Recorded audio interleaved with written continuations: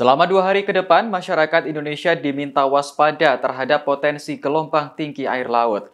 Badan Meteorologi, Klimatologi, dan Geofisika atau BMKG baru saja merilis peringatan gelombang tinggi untuk sejumlah wilayah di tanah air.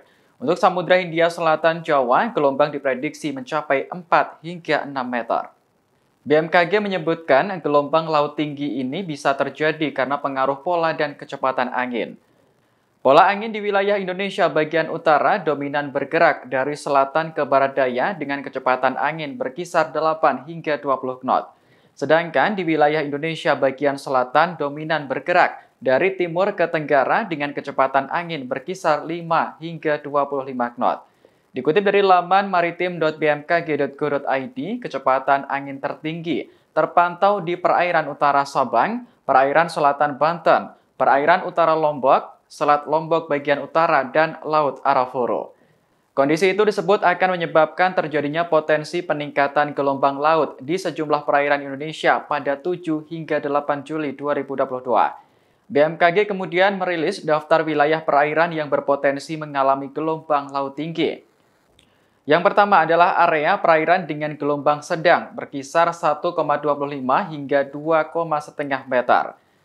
Di antaranya adalah Selat Malaka, perairan timur Pulau Simeulue hingga Kepulauan Mentawai, kemudian perairan Bengkulu, Selat Karimata, Laut Jawa bagian timur, perairan Kepulauan Kangean, Laut Bali, Selat Makassar, kemudian Selat Lombok bagian utara, Selat Sumba bagian timur, Selat Ombai, Laut Sawu bagian utara, perairan Kepulauan Sangihe hingga Talaut, dan Laut Maluku. Kemudian ada juga perairan utara Halmahera, Teluk Tolo, perairan selatan Kepulauan Bonggai hingga Kepulauan Sula, Laut Seram, Laut Banda, Laut Timor, Laut Arafura, Samudra Pasifik Utara Halmahera, perairan Pulau Buru hingga Pulau Ambon hingga Pulau Seram.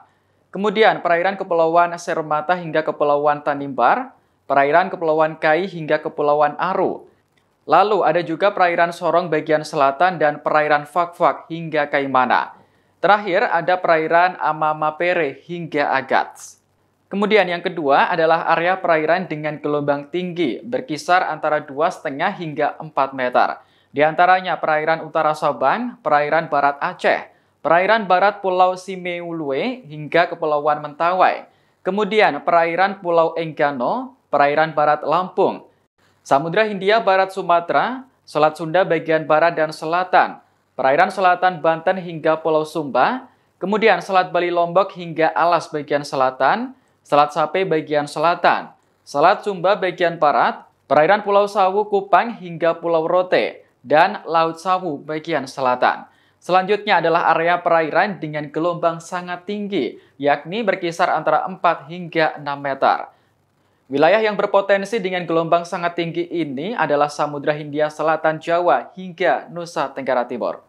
Demikian informasi kali ini, nantikan perkembangan informasi terbaru lainnya hanya di Tribun News.